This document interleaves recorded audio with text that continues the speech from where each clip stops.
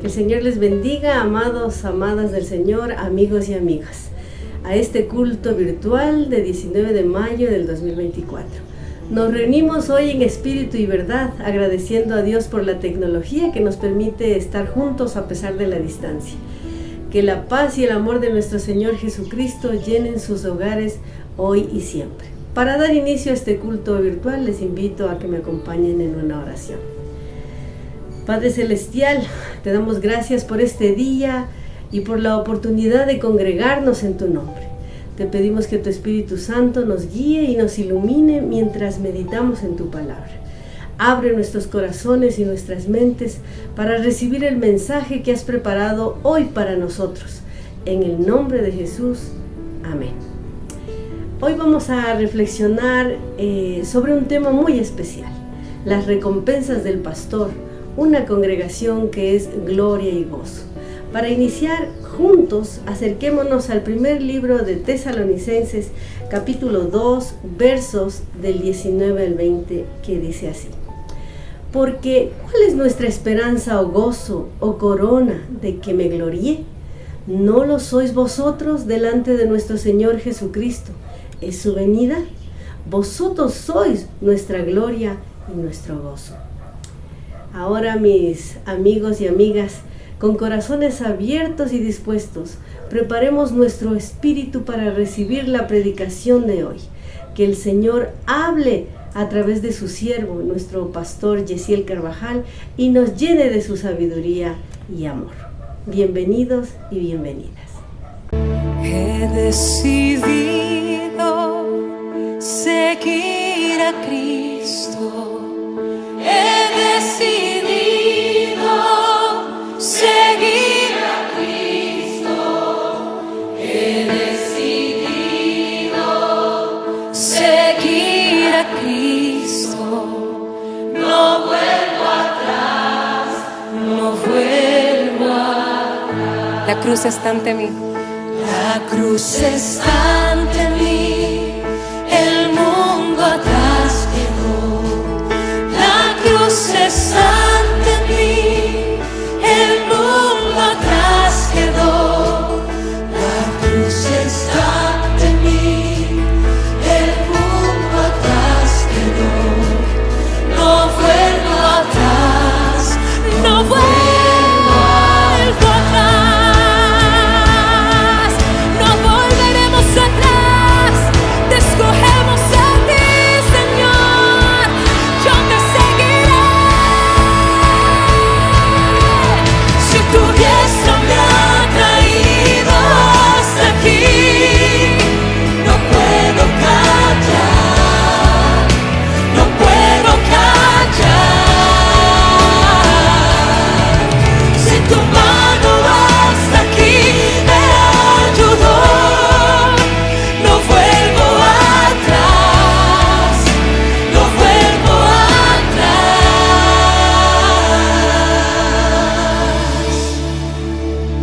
Te seguiré.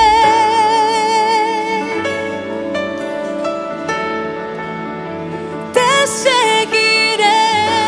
Doquiera tú me guíes, Señor. Te seguiré.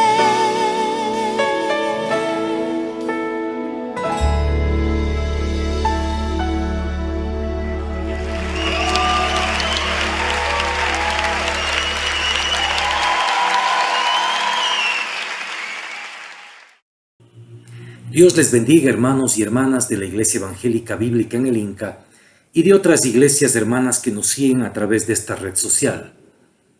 Siempre damos la cordial bienvenida también a amigos y amigas que sin pertenecer a alguna iglesia nos siguen por la enseñanza de la palabra de Dios. Todos y todas, bienvenidos, bienvenidas a este culto dominical desde la Iglesia Evangélica Bíblica en el Inca, en Quito, Ecuador, acá en la mitad del mundo. Seguimos con la serie Iglesias Referenciales del Primer Siglo. La recompensa del pastor, la tarea pastoral. Vamos a ver el día de hoy ese tema tan, pero tan importante en estos tiempos. Vamos a trabajar para esto el texto de Primera Tesalonicenses capítulo 2, verso 9 al 20. Primera de Tesalonicenses capítulo 2, verso 9 al 20. La palabra del Señor dice así: Porque os acordáis, hermanos, de nuestro trabajo y fatiga, como trabajando de noche y de día, para no ser gravosos a ninguno de vosotros, os predicamos el Evangelio de Dios. Vosotros sois testigos y también Dios, de cuán santa, justa e irreprensiblemente nos comportamos con vosotros los creyentes. Así como también sabéis de qué modo, como el Padre a sus hijos, exhortábamos y consolábamos a cada uno de vosotros, y os encargábamos que anduvieseis como es digno de Dios, que os llamó a su reino y gloria. Por lo cual también nosotros, sin cesar, damos gracias a Dios, de que cuando recibisteis la palabra de Dios, que oísteis de nosotros, la recibisteis no como palabra de hombre, sino según es en verdad la palabra de Dios, la cual actúa en vosotros los creyentes. Porque vosotros, hermanos, vinisteis a ser imitadores de las iglesias de Dios en Cristo Jesús, que están en Judea, pues habéis padecido de los de vuestra propia nación las mismas cosas que ellas padecieron de los judíos, los cuales mataron al Señor Jesús y a sus propios profetas, y a nosotros nos expulsaron. Y no agradan a Dios y se oponen a todos los hombres, impidiéndonos hablar a los gentiles para que éstos se salven. Así colman ellos siempre la medida de sus pecados, pues vino sobre ellos ira hasta el extremo. Cerramos la sección 17 al 20. Pero nosotros, hermanos, separados de vosotros por un poco de tiempo, de vista pero no de corazón, tanto más procuramos con mucho deseo ver vuestro rostro. Por lo cual quisimos ir a vosotros, yo, Pablo, ciertamente una y otra vez, pero Satanás nos estorbó. Porque, ¿cuál es nuestra esperanza o gozo o corona de que me gloríe? ¿No lo sois vosotros delante de nuestro Señor Jesucristo en su venida? Vosotros sois nuestra gloria y gozo. Palabra del Señor en este día domingo, texto que vamos a trabajar el día de hoy, pero antes de hacerlo, pedimos al Santo Espíritu de Dios que nos guíe a toda verdad. Santifícanos en tu verdad, Señor, tu palabra es verdad. Amén. Hermanos y hermanas, Pablo tuvo una característica muy propia en su ministerio. Por ser un obrero a tiempo completo para la obra, desde una bivocacionalidad que tenía una intención sagrada y de la cual debemos aprender en estos tiempos. El versículo 9 del capítulo 2 de Primera Tesalonicenses que hemos leído dice: porque os acordáis, hermano, de nuestro trabajo y fatiga, como trabajando de noche y de día para no ser gravosos a ninguno de vosotros, os predicamos el Evangelio de Dios. Ahí Pablo claramente dice que siempre que sirvió a Dios, siempre que predicó el Evangelio de Dios, lo hizo sin dejar de trabajar en su ocupación, en su habilidad artesanal, que descubrimos en Hechos capítulo 18 del 1 al 3, era hacer carpas, tiendas. En Hechos 18 del 1 al 3 la palabra del Señor dice: después de estas cosas, Pablo salió de Atenas y fue a Corinto, y halló a un judío llamado Aquila, natural del Ponto, recién venido de Italia con Priscila su mujer, por cuanto Claudio había mandado a todos los judíos saliesen de Roma. Fue a ellos y como era del mismo oficio, se quedó con ellos y trabajaban juntos, pues el oficio de ellos era hacer tiendas. Ahí vemos, es la única mención, hermanos, que se hace de la ocupación artesanal, del trabajo artesanal que hacía Pablo, aunque hay muchos textos que mencionan que él trabajaba. Aquí sabemos en qué, haciendo carpas. Es decir, Pablo era un artesano, que como lo expresa este texto, usando una expresión muy ecuatoriana, se sacaba el aire trabajando en su labor y después a la obra del Señor, para no ser una carga financiera para la iglesia. Trabajó de noche y de día para no ser una carga para la iglesia. Es decir, yo no creo que exagero al decir que Pablo estaba 100% dedicado a la obra de Dios, pero también 100% a su trabajo, entre comillas, secular. En Colosenses capítulo 1, verso 28 al 29, se nos da un detalle bien interesante que creo que complementa de buena manera este tema del trabajo arduo que hacía Pablo.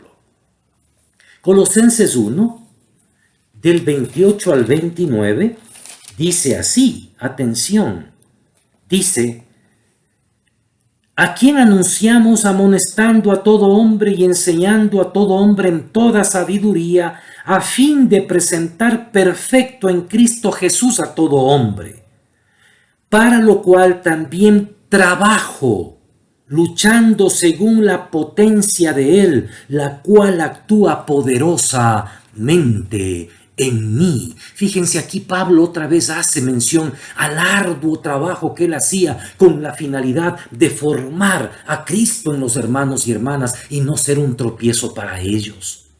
Trabajaba arduamente, dice aquí, en el original griego es agonizomai, que implica esfuerzo emocional, espiritual y físico. Era un trabajo en agonía, que sin duda les llevaba a Pablo con la predicación del Evangelio, más su trabajo que hacía 15, 16 horas diarias, 18, un pequeño descanso y al día siguiente a lo mismo, porque tenía clara la meta. Tenía que trabajar arduo para no ser un tropiezo para la iglesia y formar a Cristo en los hermanos y hermanas. Hay un teólogo y pastor que dijo: nosotros no organizamos el reino, lo agonizamos. Vuelvo a repetir, nosotros no organizamos el reino, lo agonizamos. Es decir, un trabajo arduo, duro. Rápidamente una mención de pasito. Hay gente que piensa que el reino es organizar cosas y mandan plantillas que llenen, que hagan, pero bien sentado. No, hermano. No organizamos el reino, lo agonizamos. Agonizomai es un trabajo arduo. Y acá en 1 Tesalonicenses 2:9, Pablo habla justamente de ese trabajo y fatiga que la gente en Tesalónica había visto en él, para que él no sea un estorbo. El domingo anterior el pastor Félix nos daba un dato importante en la exposición que hizo, y era que Pablo escribió esta carta entre uno de los motivos porque hubo todo un ataque contra él.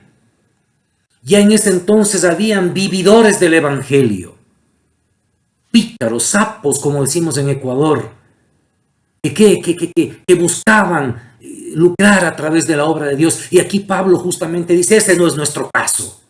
Acuérdense, hermanos, de nuestro trabajo y fatiga, de día y de noche, para no ser gravoso para ustedes, y nosotros sí les predicamos el evangelio de Dios. Pero sigue el versículo 9 y 10, miren lo que dice 10, ¿no? Vosotros sois testigos, y Dios también, de cuán santa, justa e irreprensiblemente nos hemos comportado con vosotros los creyentes. En pocas palabras, esto de santidad, justicia e irreprensible se refiere a integridad. Vivir la vida consciente de que somos apartados para Él y somos de Él. Santidad tiene que ver con eso, reservado para Dios. Y Pablo demostraba una vida así que inspiraba a los hermanos en Tesalónica.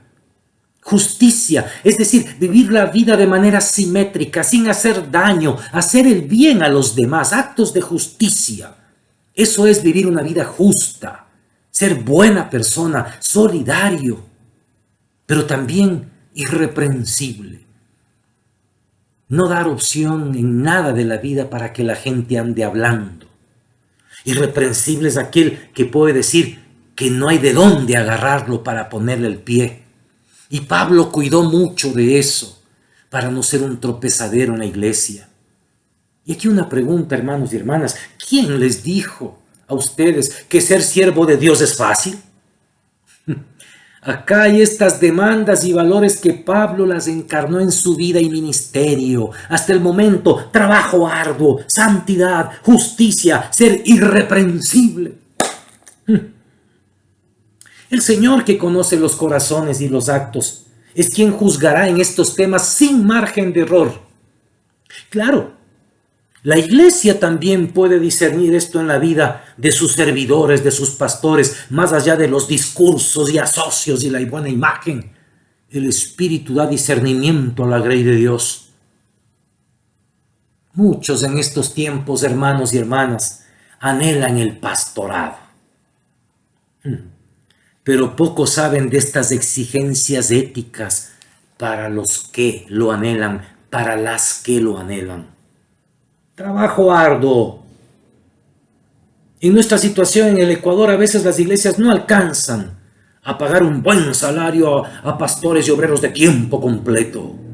Nos toca ser bivocacionales para no ser carga para la iglesia. El modelo paulino sigue vigente, pero no solo eso. Vivir en santidad, justicia, ser irreprensibles.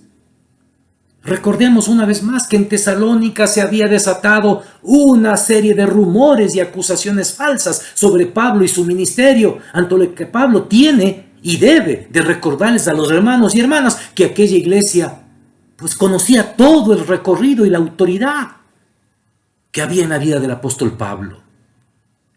Ay, hermanos, siempre, pero siempre, hermano y hermana, más allá de la iglesia a la que tú vayas, el ministro, llamado a servir a Cristo, es atacado, es difamado, es menospreciado. Y a veces por gente que ha comido y se ha nutrido de sus enseñanzas. El diablo no soporta esto, lo que dice el versículo 9, que haya gente que predique el evangelio de Dios. Eso le molesta, le pica, le da rabia al diablo y desata y provoca, incita a hermanitos, hermanitas, a Judas Iscariotes de hoy, ¿no? Para que metan en la iglesia rumores malintencionados, chistecitos insidiosos contra los que estamos sirviendo a Dios y predicando su evangelio. Cuando uno entiende esto se va haciendo sabio, pero cuando uno no entiende esto y por todo se espanta y se asusta, no pasa nunca de ser un simple bebé espiritual. El texto continúa con los versículos 11 y 12 de 1 Tesalonicenses capítulo 2. Dice el texto otra vez para recordarlo nuevamente: así como también sabéis de qué modo, como el Padre a sus hijos, exhortábamos y consolábamos a cada uno de vosotros y os encargábamos que anduvieseis como es digno de Dios, que os llamó a su reino y gloria. Parte de las acusaciones falsas y tendenciosas que se levantó contra Pablo era de que era muy grosero y dictador. Por ello les recuerda que fue como un padre para con ellos. Una pregunta, hermano y amigo: ¿eres padre de familia? ¿Alguna vez te enojaste y alzaste la voz? Sin duda Pablo, hermanos, en este texto habla de que era como una nodriza cuidando a sus hijos, pero Pablo era un hombre de temperamento fuerte. Y sin duda también le vieron alguna vez firme, preocupado, hablando en voz alta. Y sus detractores, sus enemigos, Los envidiosos, las envidiosas, querían usar eso para desposicionarlo. Y Pablo acá les recuerda que él fue como un padre que les exhortó. Exhortar es urgir, amonestar. No es regañar, es urgir, es amonestar para que sigan adelante, sigan por el camino de Dios. Por otro lado dice, consoló, es decir, aliviaba, daba contención a estas familias allá en Tesalónica para quienes no era fácil dejar los ídolos y volverse al Cristo resucitado. Y Pablo, que era un apóstol, hacía la labor pastoral de exhortar, de urgir, de amonestar, de aliviar, de dar contención psicoespiritual a la gente. Y también dice, les encargaba para que anden como es digno de Dios, que nos ha llamado a su reino y a su gloria. Bendito sea el nombre de Dios. Qué lindo. Esa es la labor pastoral. Amonestar, consolar, encargar para que la gente viva diferente, como es digno de Dios, porque Él nos ha llamado a su reino y a su gloria. Muchos piensan que el reino es cualquier cosita, lo dicen por ignorancia. Aquí Pablo les recuerda, nos ha llamado a su reino. Eso no es poca cosa. Vivir el reino aquí en la tierra es vivir diferente. Y yo les he exhortado, les he consolado para que vivan de esa manera. Y aquí les hago una pregunta, hermanos y hermanas, amigos y amigas. ¿Ustedes creen que siempre, pero siempre, las ovejas de Cristo están dispuestas a escuchar al pastor? ¿Ustedes creen que las ovejas siempre, pero siempre, van a considerar el consejo o guía que el pastor le da? ¿Ustedes creen que las ovejas siempre van a ser agradecidas con el pastor que exhorta, que consuela, que les motiva, les urge a vivir conforme a la vocación de Dios, de ser pueblo de Dios?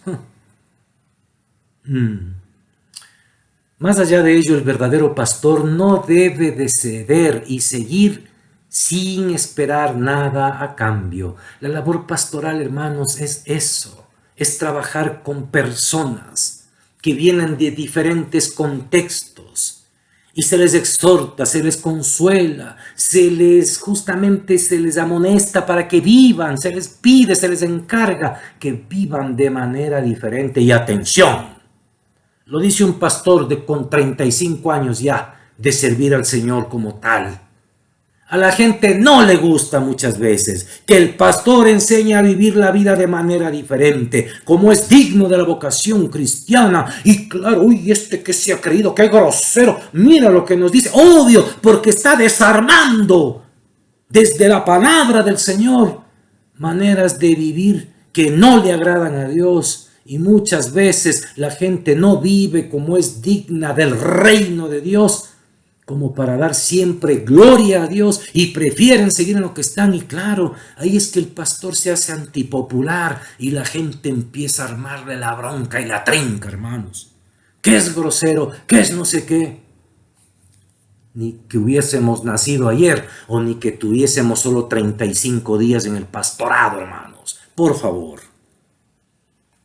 Exhortar, consolar, encargar que la gente ande de manera diferente. Y eso es lo que Pablo había hecho, decirles, ustedes han sido llamados al reino de Dios y a vivir para su gloria, así que por favor, déjense de vivir como están viviendo. Y eso es lo que mucha gente aceptó y muchos otros rechazaron y usaban eso para atacar a Pablo. ¿Qué les parece? Entonces la tarea pastoral auténtica implica un trabajo arduo para no ser carga para la iglesia. Santidad, justicia, buscar ser irreprensible, pero también la tarea de exhortar, consolar y encargar a que la gente viva de manera diferente como ciudadano del reino de Dios en la tierra, buscando la gloria del Señor. Y eso hace que haya mucha gente malagradecida, resentida, con iras contra el pastor, hablando mal. Así mismo es. El príncipe de los pastores un día nos recompensará. Fin, tercer segmento. El texto continúa, verso 13. Por lo cual también nosotros sin cesar damos gracias a Dios de que cuando recibisteis la palabra de Dios que oísteis de nosotros, la recibisteis no como palabras de hombre, sino según es en verdad la palabra de Dios, la cual actúa en vosotros los creyentes. Esta fue una labor clave de Pablo, compartir la palabra de Dios. Y lo hizo no como si fueran palabras suyas, de hombres, fue acompañado de señales y milagros. Es en verdad palabra de Dios. Amén, gloria a Dios. Hermanos, hermanas, amigos, amigas, cuán importante es prepararse para predicar y enseñar estas palabras. El panadero se prepara para hacer un buen pan. El zapatero se prepara para reparar bien el calzado. El peluquero se prepara de manera incansable para pulir estilo. Yo tenía un amigo que era médico cirujano oculista. Y un sábado fuimos a un encuentro y empezamos a jugar vóley. Y él dijo, no puedo jugar vóley, porque si juego vóley me van a temblar mañana las manos y tengo una cirugía de ojo. El pastor, además de trabajar fuerte, de vivir en santidad, justicia, de ser irreprensible, además de exhortar y consolar, enseña y predica la palabra, para lo cual debe prepararse incansablemente. No basta con agarrar la Biblia y empezar a decir discursos religiosos que hasta el diablo los puede decir, porque Santiago dice que también el diablo conoce a Dios y tiembla. Hay que prepararse en la palabra. Pablo enseñaba la palabra, era un doctor en Antiguo Testamento, discípulo de Gamaliel. ¡Qué bárbaro! Y todos los días, todas las veces, en las sinagogas, en plazas públicas, predicando la palabra, era incansable, nunca se le acababa el mensaje.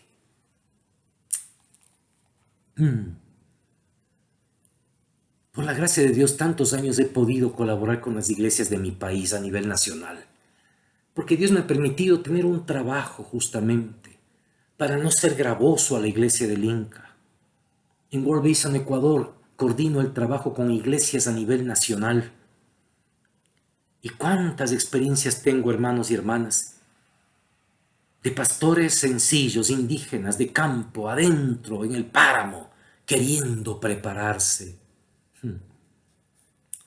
Eso ha sido sublime para mí, emotivo. Ver hermanos que trabajan la tierra, son bivocacionales, tienen su terrenito, pero son pastores. Y cada que hay un curso van, se preparan. Eso me ha conmovido hasta las lágrimas. Pero también he conocido gente muy cómoda. Han pasado años, no han estudiado nada. Y se aferran a que Dios usa lo más vil para avergonzar a los sabios. Disque. Y esa es la argucia para nunca prepararse con seriedad, para ser un ministro que no solo es santo, que no solo es irreprensible, que no solo trabaja, sino que sabe dar la palabra con seriedad, con profundidad, para que la gente sepa que son realmente palabras de Dios. Y hermanos amados, la iglesia en Tesalónica sufrió esto, el haber creído en la palabra de Dios. ¿Por qué? Porque el verso 14 dice, porque vosotros, hermanos, vinisteis a ser imitadores de las iglesias de Dios en Cristo Jesús que están en Judea, pues habéis padecido de los de vuestra propia nación las mismas cosas que ellas padecieron de los judíos, los cuales mataron a Jesús y a sus propios profetas, y a nosotros nos expulsaron. Sí. La iglesia en Tesalónica sufrió del propio pueblo judío persecución, oposición, expulsión. Las viejas armas del diablo, levantar del mismo pueblo, de la misma iglesia, enemigos que se oponen, que frenen, que taponen, que expulsen, que dividan, que confabulan. Así mismo es. El pastor sabio y maduro sabe esto y está pendiente de estas cosas en la iglesia y en silencio sufre, ora, porque sabe que ahí hay un enemigo queriendo destruir, dañar. Pero ¿saben qué? Cuando un pueblo ha recibido la palabra, crece en la palabra, se deja exhortar, se deja amonestar, se deja inspirar, ahí el diablo la tiene más difícil. Pero cuando hay hermanos tan sencillos, tan ingenuos, que nunca maduran en la fe, es muy difícil. Verso 17. Ya estamos acabando. Pero nosotros, hermanos, separados de vosotros por un poco de tiempo, de vista, pero no de corazón, tanto más procuramos con mucho deseo ver vuestro rostro. Verso 18. Por lo cual quisimos ir a vosotros, yo, Pablo, ciertamente una y otra vez, pero Satanás me estorbó. Miren lo que dice el texto. Satanás es un personaje real, hermanos, que siempre está tentando contra las intenciones del verdadero pastor. Acá vemos a un Pablo que amaba esta iglesia y deseaba ver a los hermanos. No era fácil. No había transporte como el día de hoy. Quizás con pocos recursos del trabajo que él hacía. En fin. Pero sobre todo el diablo estaba siempre y está siempre atentando para dañar el corazón del pastor verdadero. Impide, confunde, ataca, predispone, etcétera, etcétera. Eso otra vez, hermanos y hermanas, es parte de lo cotidiano en la tarea de proclamar el evangelio del reino de Dios. Pero ¿saben qué? No todo es malo. El texto cierra la sección hablando de lo que es el gozo, lo que es la corona auténtica de un siervo de Dios. Verso 19. Porque, ¿cuál es nuestra esperanza o gozo o corona de que me gloríe? Pregunta Pablo. ¿No lo sois vosotros delante de nuestro Señor Jesucristo en su venida? Vosotros sois nuestra gloria y gozo. ¡Qué lindo! El gozo, la gloria, la corona de un pastor auténtico son los hermanos y hermanas que siguen a Jesús, pase lo que pase. El gozo de un panadero será que su pan le sale delicioso. El gozo de un electricista será que las conexiones que ha hecho, dan la luz. El gozo de un astronauta será que sube a la nave espacial, va y regresa. El gozo de un pastor que trabaja arduamente para no ser estorbo ni carga para la iglesia. De un pastor que vive en santidad, que exhorta y consuela, que enseña la palabra de Dios. Son los hermanos y hermanas que a pesar del sufrimiento, del paso de los años, siguen y son fieles a Jesús. No se descarrían por caminos de sectas falsas, se hacen maduros en la fe y dejan de ser bebés espirituales. Ese es el gozo y corona de un pastor. Si usted, hermano y hermana, quiere ser gozo y alegría de su pastor, a pesar de los sufrimientos, de los obstáculos, siga a Jesús, manténgase firme en la palabra de Dios, viva de manera diferente a cuando no conocía el evangelio y sobre todo persevere hasta el fin.